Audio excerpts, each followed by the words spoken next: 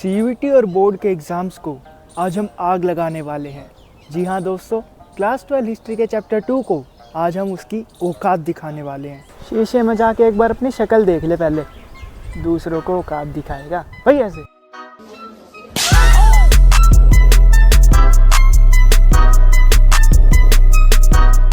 जय श्री राम दोस्तों, मेरा नाम है आयुष, प्यार से लोग ओयुष भी बोलते हैं। और आज हम शुरू करने जा रहे हैं हमारी हिस्ट्री का चैप्टर 2, जिसका नाम है किंग्स, फार्मर्स एंड टाउन्स, जिसको अगर आप लोगों ने ठीक से देख लिया और समझ लिया तो तुम लोगों की सीयूईटी और बोर्ड्स के एग्ज़ाम देते टाइम आज के बाद डायलॉग मत चुरा लियो मेरा। Okay.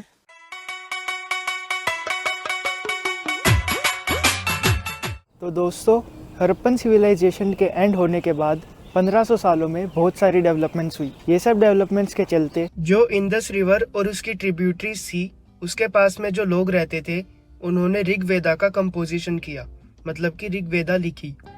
ऐसे सेटलमेंट्स जो खेतीबाड़ी करती हैं और गाय भैंस चराती हैं, ये सामने आने लगी थी हमारे सब कॉन्टिनेंट में। लोगों को दफनाने के नए तरीके भी सामने आने लगे थे, जैसे कि मेगालिथ्स, जो बड़े अच्छे से बनाया गया एक स्टोन स्ट्रक्चर होता है। ये हमको सेंट्रल और साउथ इंडिया में मिला था। अब जो मरे हुए लोग थे, उनके साथ में बहुत सारे आयरन टूल्स और वेपन्स भी दफनाए जाते थे। नए टाउन्स, स्टेट्स, एम्पायर्स और किंगडम्स भी बनने लगे थे इस टाइम पे। एग्रीकल्चर प्रोडक्शन का जो ऑर्गेनाइजेशन था, उसमें भी बहुत सारे चेंजेस आए हैं। हिस्टोरियंस ने इन डेवलपमेंट्स को इन चीजों से समझा, इंस्क्रिप्शन से, टेक्स्ट से, कॉइन से और विजुअल मटेरियल से। सर, आपको पता है कुछ लोगों की प्रॉब्लम क्या होती है? हाँ, वो तुझ जैसों को पैदा कर देते हैं।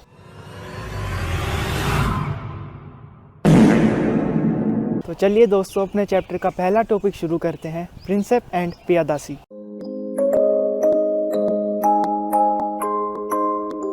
प्रिंसेप यहाँ पे जेम्स प्रिंसेप को कहा गया है और पियादासी किंग अशोक को। जेम्स प्रिंसेप जो थे, ईस्ट इंडिया कंपनी के मिंट वो जगह होती है जहाँ पे सिक्के बनाए जाते हैं, कॉइन्स। वहाँ पे ये एक ऑफिसर थे। इन्होंने 2 स्क्रिप्ट्स, ब्राह्मी और खरोष्टी की डिसाइफरिंग करी थी 1830s में। ये दोनों स्क्रिप्ट्स बहुत पुरानी इंस्क्रिप्शंस और कॉइन्स में यूज होती है। यही वो टाइम था जब इंडियन एपिग्राफी होती है, स्टडी ऑफ इंस्क्रिप्शंस, उसमें बहुत सारी डेवलपमेंट्स हुई थी। ये जो बहुत पुरानी इंस्क्रिप्शंस है, इनमें से कुछ इंस्क्रिप्शंस में किंग अशोक को पियादासी बोला गया है, मतलब कि प्लेजेंट टू बी होल्ड, जिसकी प्रेजेंस में आपको बहुत अच्छा फील हो। किंग अशोक जो थे, बुद्धिज्म के सबसे ज्यादा फेमस रूलर थे। ये सब जो भी डेवलपमेंट्स हुई थी, जैसे कि ब्राह्मी और खरोष्टी की डिसाइफरिंग, इन्होंने हमारे स्कॉलर्स की मदद करी थी हमारे सब कॉन्टिनेंट की मेजर डायनेस्टीज के बारे में जानने के लिए। अब जो स्कॉलर्स थे, उन्होंने पॉलिटिकल हिस्ट्री, मतलब कि ये राजनीति वाली,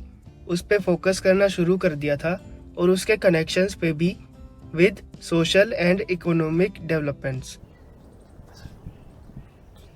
अभी तक मुंह बनाए बैठा है। अरे दिल पे मत ले भाई, मजाक कर रहा था। अरे नहीं सर, वो बात नहीं है। तो क्या हुआ? आपने सही बोला था, प्यार मोहब्बत में कुछ नहीं रखा। चलो, आंखें खुल गई टाइम पे।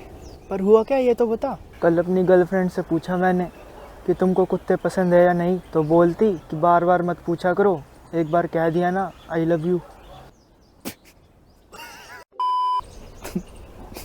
तो चलिए दोस्तों, पढ़ते अपने अगले टॉपिक के बारे में, जो है अर्लीस्ट स्टेट्स।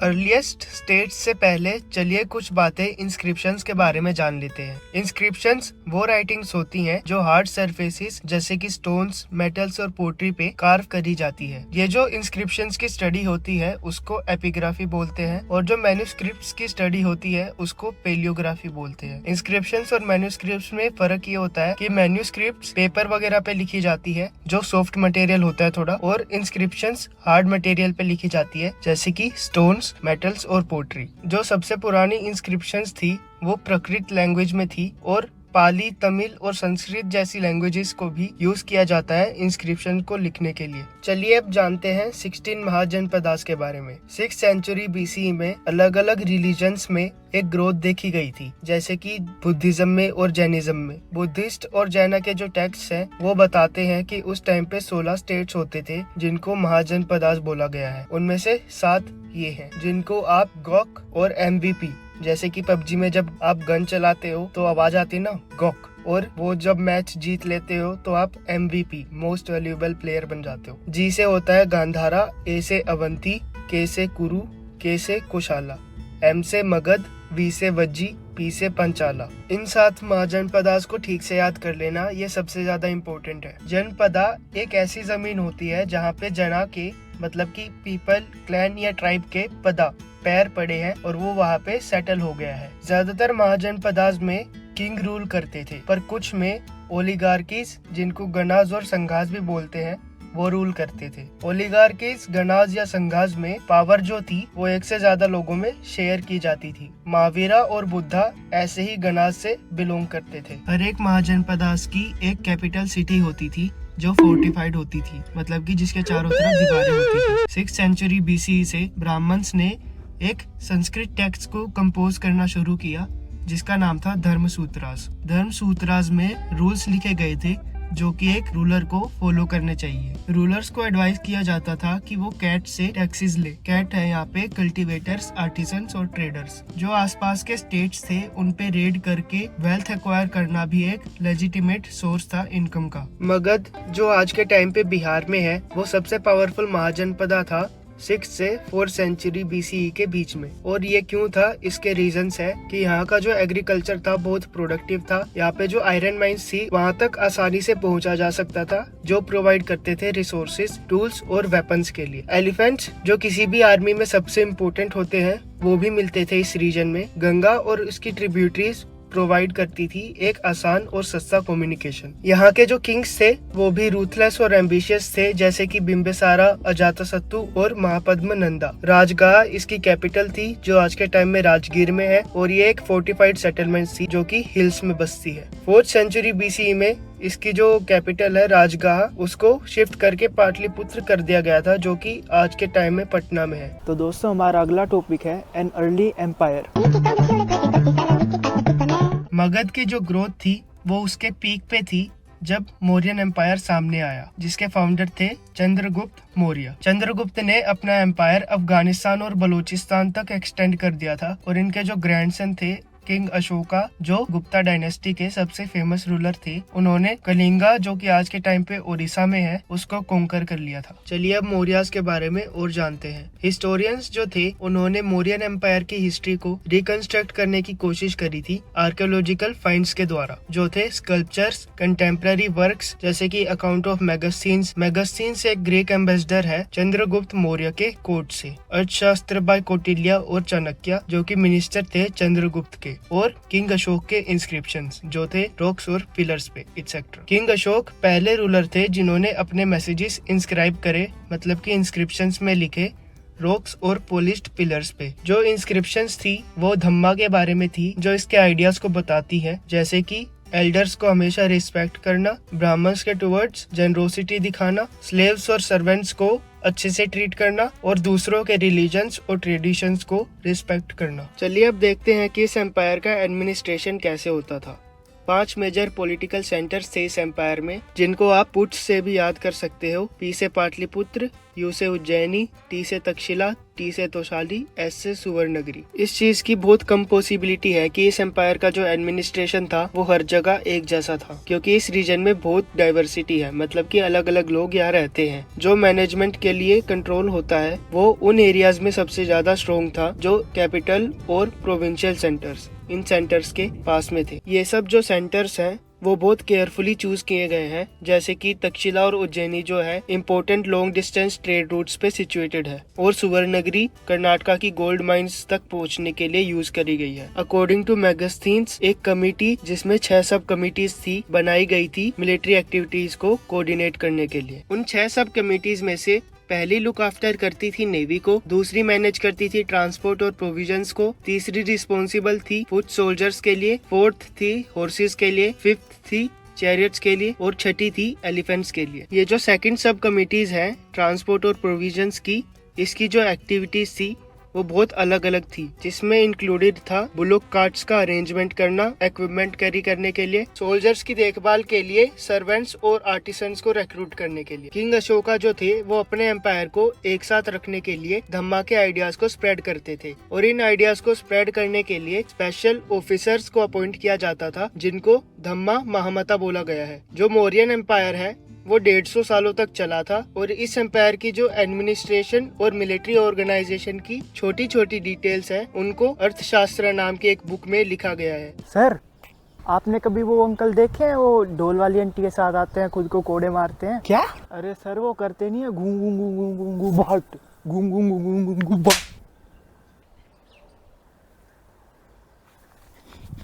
रुक जा दल्ले। तो चलिए दोस्तों, अब पढ़ते हैं न्यू नोशंस ऑफ किंगशिप के बारे में। चलिए दोस्तों, अब चीफ्स और चीफडम्स के बारे में पढ़ते हैं। चीफ एक पावरफुल मैन होता है जिसकी पोजीशन कई बार हेरिडेटरी होती है और कई बार नहीं भी होती। हेरिडेटरी का मतलब उसके पापा या उसके दादा को वो पोजीशन मिल रखी है और उनको मरने के बाद उसको मिल गई है। उसको जो सपोर्ट मिलता है वो उसके फैमिली मेंबर से मिलता है और उसको कुछ फंक्शंस परफॉर्म करने पड़ते हैं, जैसे कि स्पेशल रिचुअल्स करना, वॉरफेयर मतलब कि लड़ाई में लीडरशिप दिखाना, छोटे मोटे झगड़ों को सुलझाना, और उसको अपने सबॉर्डिनेट से गिफ्ट्स मिलते हैं जिनको वो बांट देता है अपने सपोर्टर्स में। नए किंगडम्स जैसे कि चीफडम्स ऑफ चोलास, चेरास एंड पांड्यास सामने आने लगे थे डेक्कन और फर्दर साउथ, मतलब कि हमारे कॉन्टिनेंट में ज्यादा नीचे की तरफ। वो स्टेबल थे और प्रोस्पेरस थे। हमको इन स्टेट्स के बारे में कुछ सोर्सेज से पता चलता है, जैसे कि अर्ली तमिल संगम टेक्स्ट, जो बताते हैं कि चीफ्स रिसोर्सेज को कैसे इकट्ठा करते थे और कैसे बांटते थे। ज्यादातर चीफ्स जैसे कि सतवाहनास और शाकास लॉन्ग डिस्टेंस ट्रेड से रेवेन्यू जनरेट करते थे। जो सतवाहनास थे वो रूल करते थे वेस्ट और सेंट्रल इंडिया के कुछ पार्ट्स में। शाकास एशिया के लोग थे जिन्होंने अपने किंगडम्स एस्टेब्लिश करे नॉर्थ वेस्ट और वेस्टर्न पार्ट्स ऑफ इंडिया में। कुशानास जैसे किंग्स खुद की हाई स्टेटस को क्लेम करते थे, अपने आप को कुछ भगवानों से जोड़कर। जो किंगशिप का कॉन्सेप्ट वो दिखाना चाहते थे सबको, वो उनके कॉइन्स और स्कल्पचर से पता चलता है। कुशाना रूलर्स के बहुत बड़े बड़े स्टैचूज एक श्राइन में मिले हैं, जो एक मठ में थी नियर मथुरा, उत्तर प्रदेश। उस जैसे ही स्टैचूज एक और श्राइन में मिले हैं जो कि अफगानिस्तान में है। कुछ हिस्टोरियंस ऐसा मानते हैं कि जो कुशानास थे वो खुद को भगवान जैसा समझते थे। तो सर, इसका मतलब कुशाना रूलर्स जो थे खुद को नवाजुद्दीन सिद्दीकी समझते थे। नवाजुद्दीन सिद्दीकी मतलब? अरे वो नवाज भाई सेक्रेट गेम्स में बोलते हैं ना। कभी कभी लगता है कि अपन ही भगवान है। सारे कुशाना रूलर्स ने एक टाइटल अडॉप्ट किया था जो था देवपुत्र, जिसका मतलब है सन ऑफ गॉड। समंताज वो लोग होते थे जो खुद का रोजगार लोकल रिसोर्सेज से करते थे, जैसे कि control over land. 4th century में बड़े बड़े स्टेट्स जैसे कि गुप्ता एम्पायर, उनको एक्नॉलेजमेंट और मिलिट्री सपोर्ट मिलता था समंताज से। पावरफुल समंताज जो होते थे कई बार खुद ही किंग बन जाते थे। प्रशस्तिज वो इंस्क्रिप्शंस होती है जो किसी राजा की तारीफों में या पैट्रन्स मतलब कि जो पैसे देके काम कराए उनकी तारीफों में लिखी जाती है पोइट्स के द्वारा। गुप्ता रूलर्स की हिस्ट्री रिकंस्ट्रक्ट करी गई है लिटरेचर, कोइंस और इंस्क्रिप्शंस द्वारा, जैसे कि प्रशस्तिज। प्रयाग प्रशस्ति, जिसको इलाहाबाद पिलर इंस्क्रिप्शन भी बोलते हैं, वो कंपोज किया गया था हरिसेना के द्वारा संस्कृत में, जो कि एक पोइट थे समुद्रगुप्त के कोर्ट से। समुद्रगुप्त सबसे ज्यादा पावरफुल रूलर थे गुप्ता एम्पायर के। चलिए दोस्तों, अपने अगले टॉपिक को शुरू करते हैं, अ चेंजिंग कंट्री साइड। सर, क्या है? जादू आता है आपको? जादू? हाँ, एक आता तो है ऐसे। तो करो ना, कर भी दो ना। चल देखते हैं। ओके। इस जादू से तुम्हारी पढ़ाई को मजेदार बना दो। इस जादू से सीयूईटी और बोर्ड्स की पढ़ाई को आसान बना दो। सर, इस जादू से अपने चैनल को भी उड़ा दो। तेरी ला ला ला ला ला। चलिए दोस्तों, जानते हैं कि उस टाइम के किंग्स कैसे होते थे। जातकास और पंचतंत्र की कहानियों से हमको ये पता चलता है कि उस टाइम के जो मामूली लोग थे वो अपने राजाओं के बारे में क्या सोचते थे। ये जो भी स्टोरीज थी वो पहले बस मुंह से बोली जाती थी पर बाद में लिखी भी गई थी। एक ऐसी स्टोरी है जिसको गंडा टिंडू जतका बोला जाता है। इस स्टोरी में हमको पता चलता है एक जो बुरा राजा है उसकी प्रजा क्या क्या डिफिकल्टीज फेस करती है। जो किंग था वो भेष बदलकर अपनी प्रजा के बीच में गया, जहां उसको पता चला कि सब उसको गालियां देते हैं और कंप्लेंट करते हैं कि रात को जिनको लुटेरे लूट लेते हैं और सुबह राजा के टैक्स कलेक्टर्स। इस सिचुएशन से बचने के लिए ज्यादातर लोग जंगलों में भी जाके रहने लगे थे। ये हमको बताता है कि किंग और उसके सब्जेक्ट स्पेशली रूरल पीपल के बीच का जो रिलेशनशिप है वो ज्यादातर बुरा ही रहा है। किंग्स जो थे वो ज्यादातर केसेस में सेल्फिश, ओप्रेसिव और ग्रीडी थे। चलिए अब देखते हैं कि उस टाइम पे एग्रीकल्चर का प्रोडक्शन बढ़ाने के लिए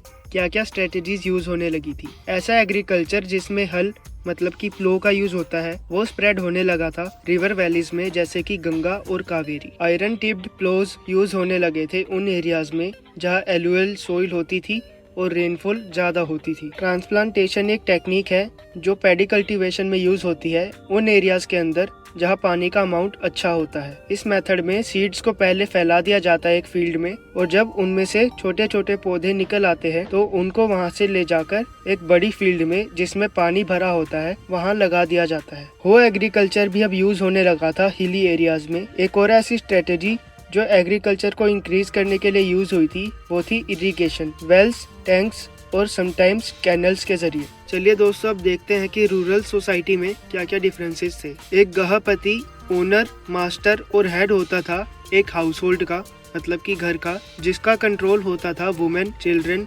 स्लेव्स और वर्कर्स पे जो एक घर में रहते थे। लैंड, एनिमल्स और other belongings of the house का वो ओनर था। लार्ज लैंड होल्डर्स और विलेज हेडमैन सामने आने लगे थे एज पावरफुल फिगर्स जो कंट्रोल करते थे बाकी कल्टीवेटर्स को। संगम टैक्स मेंशन करते हैं अलग अलग कैटेगरीज विलेजर्स की, जो है लार्ज लैंड ओनर्स जिनको वेलालार बोला जाता है, लोमैन जिनको उजावार बोला जाता है, और स्लेव्स जिनको आदिमाई बोला जाता है। ये जो भी डिफरेंसेस थे वो उस चीज पे बेस करते थे कि इनका कितना एक्सेस है किसी लैंड पे। लार्ज लैंड ओनर्स प्रॉफिट लेते थे, प्लगमैन खेती करते थे और स्लेव्स उनकी मदद। चलिए दोस्तों अब जानते हैं लैंड ग्रांट्स और न्यू रूरल इलाइट्स के बारे में। लैंड ग्रांट्स जो थी वो ज्यादातर स्टोन्स और कॉपर प्लेट्स पे कार्व करी जाती थी। वो देखी जाती थी as a record of transaction उनके लिए जिन्होंने वो लैंड रिसीव किया है। जो ग्रांट्स थी वो ज्यादातर रिलीजियस इंस्टीट्यूशंस और ब्राह्मण्स को दी जाती थी। संस्कृत टेक्स्ट के अगर माने तो वुमेन जो थी वो लैंड ओन नहीं कर सकती थी, पर कुछ ग्रांट इंस्क्रिप्शंस बताती है कि प्रभावती गुप्ता जो चंद्रगुप्त II की बेटी थी उनके पास लैंड की ओनरशिप थी, जिसको बाद में उन्होंने ग्रांट कर दिया था। शायद ये इसलिए है क्योंकि वो क्वीन थी और इसकी वजह से फिर उनकी सिचुएशन एक्सेप्शनल थी, या ऐसा भी हो सकता है कि जो रूल्स थे वो सबके लिए सेम नहीं थे। जो लैंड ग्रांट किए जाते थे वो अलग अलग साइजेस में होते थे और हिस्टोरियंस के अकॉर्डिंग ये सब पर्पसेस है लैंड ग्रांट करने के। कोई रूलर एग्रीकल्चर प्रोड्यूस बढ़ाने के लिए लैंड ग्रांट कर रहा है, ये एक इंडिकेशन भी हो सकती है कि किसी एक रूलर की पॉलिटिकल पावर वीक हो रही है, इसलिए वो लैंड ग्रांट करके एलाइज को गैदर कर रहा हो। किंग्स कई बार खुद को सुपरमैन भी प्रोजेक्ट करते थे एक फेक एक्ट दिखा के कि उनके पास अभी भी पावर है। ब्राह्मण्स को जो लैंड ग्रांट किया जाता था उसको अग्रहारा बोला जाता था और ब्राह्मण्स को उस लैंड पे कोई भी टैक्सेस नहीं देने पड़ते थे और वो उससे रेवेन्यू जनरेट बड़ी आसानी से कर सकते थे। तो चलिए दोस्तों इसी के साथ हमारा चैप्टर 2 का फर्स्ट पार्ट होता है खत्म। वीडियो अगर पसंद आई हो तो लाइक कर देना, कोई डाउट्स हो तो कमेंट कर देना और दोस्तों के साथ शेयर हो सके तो वो भी कर देना। मिलते हैं अगली वीडियो में, बाय।